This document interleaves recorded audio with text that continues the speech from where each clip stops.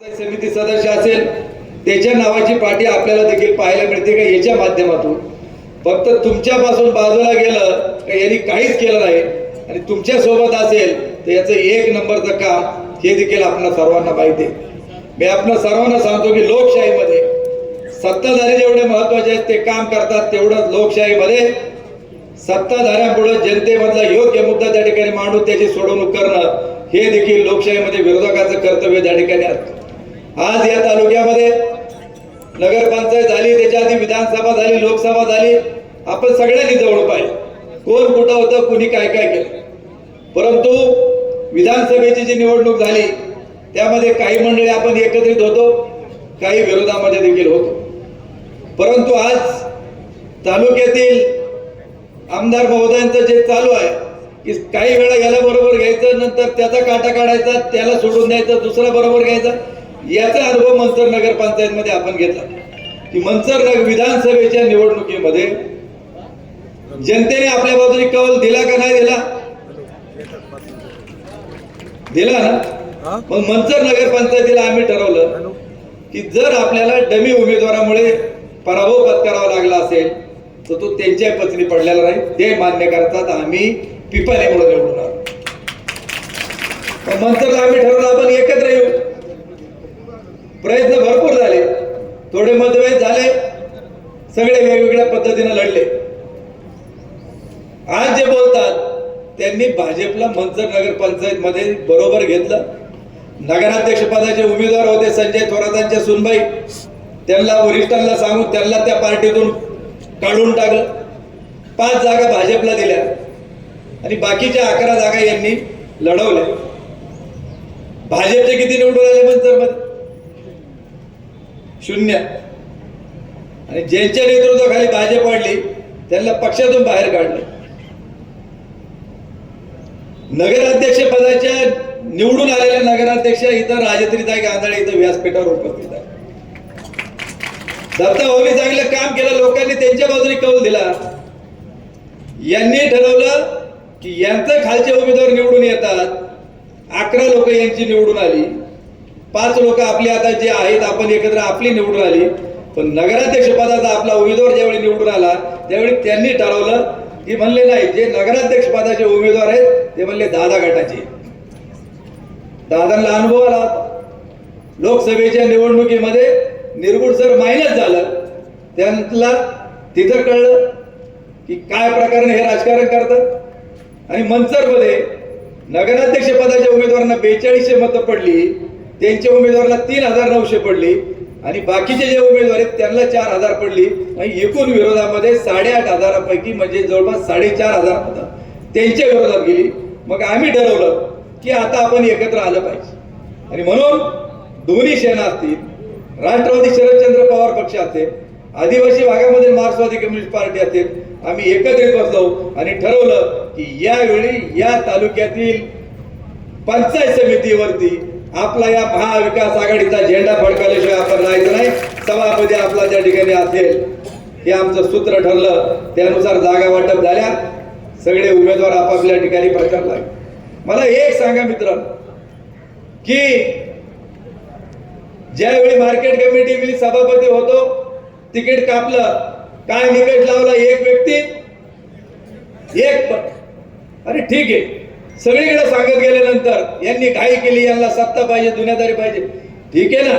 माझ्या बाबत जर तुम्ही तो नियम लावला असेल तर जिल्हा परिषद पंचायत समितीमध्ये आता तुम्ही नियम काय लावला?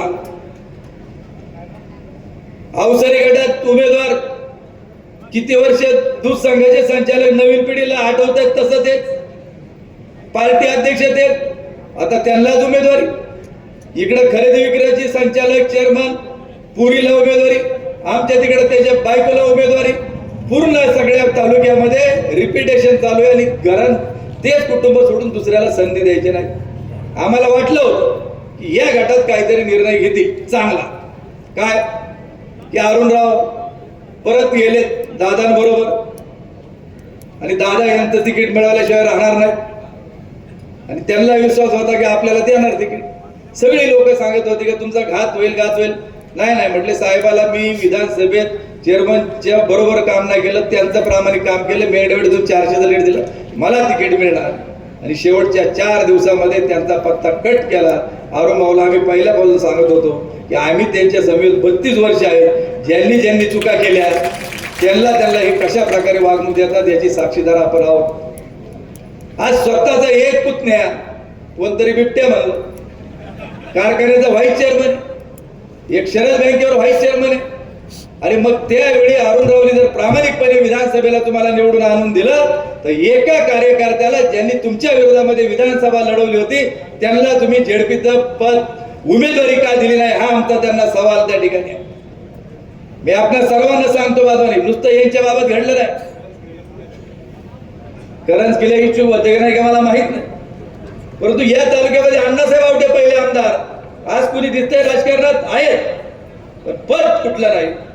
किसनराव बांकेलेची सुनबाई गावाने बिनविरोध दिली, नगरसेवक उपनगराध्यक्ष पद दिलं नाही, थांबा म्हणले. दादांचं तर मी सांगितलं काय परिस्थिती केली. अविनाश रहाणे लढले, त्यांच्या सोबत गेले, परत गेले, आज आपल्यात नाहीये. शिवसेना त्यांनी या तालुक्यात वाढवलं. राजाभाऊचं काय झालं ते आपण पाहिलं, अरुण भाऊचं काय झालं ते पाहिलं, आणि सगळ्यात शेवटचा नंबर माझा होता.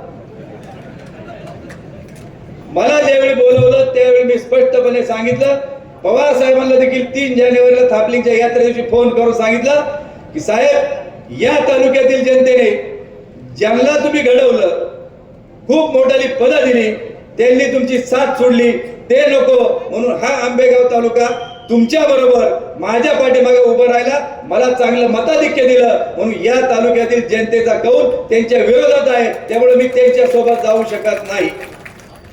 आणि आज मला आपल्याला सर्वांना सांगायचं की आम्ही सर्वत्र फिरतो, सगळ्या ठिकाणी परिस्थिती एकदम चांगल्या प्रकारची आहे. की ही वेळ अशी आहे की पुन्हा एकदा 15-0 करण्याची जबाबदारी तुमची आमची सर्वांची त्या ठिकाणी आहे. आणि हे संधीचं आपण सोनं केल्याशिवाय राहायचं.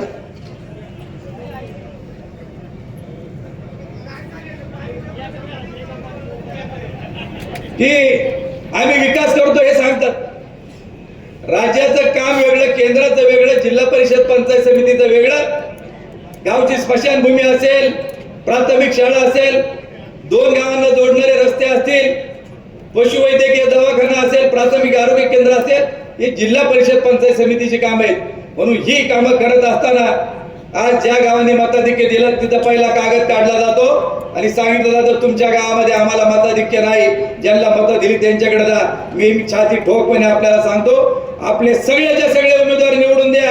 उद्या ही कामं करण्याकरता आमदाराच्या दारात तुम्हाला जाण्याची वेळ त्या ठिकाणी येणार आहे. आम्ही भक्कम त्या ठिकाणी आहोत. अरे आम्ही लढतो, तुम्ही साथ देता म्हणून जनतेचे काही प्रश्न मार्गी लागल्याशिवाय राहत नाहीत. बिबट्याचा प्रश्न निर्माण झाला, 56 लोक मयत झाली, गांभीर्याने कुणी दखल घेतली नाही. आपण पंचतळावर आंदोलन केलं, रोडेवाडी फाट्यावरती केलं, पुणे नाशिक हायवे मंचरला 21 तास आपण आंदोलन केलं. याची दखल सरकारला घ्यावी लागली. जिल्हाधिकारी देखील ऊसाच्या वावरात पहिल्यांदा आले, वनमंत्री आले आणि आताच शिंदे साहेब देखील, एकनाथरावजी शिंदे साहेब येतील, त्यांनी देखील घटना झाल्यानंतर 3ऱ्या दिवशी भेट दिली. नुसती भेट दिली नाही, सरकारचे निधी सोडून स्वतःच्या खिशातील 3 कुटुंबाला प्रत्येकी 5 लाख रुपये देण्याचं काम देखील त्यांनी त्यावेळी केलं. परंतु या तालुक्याचे आमदार तोपर्यंत गेले नव्हते. लोकांना बिबट्याचं व्याव आणि यांना जनतेचं व्याव. अरे ज्या जनतेने तुम्हाला निवडून दिलं त्या गावात जात असताना 300 पोलीस आता आहेत तिकडे सगळी मंडळी, यातले बरेच जण असतील ते सांगतील, 3 पिंजऱ्याच्या गाड्या.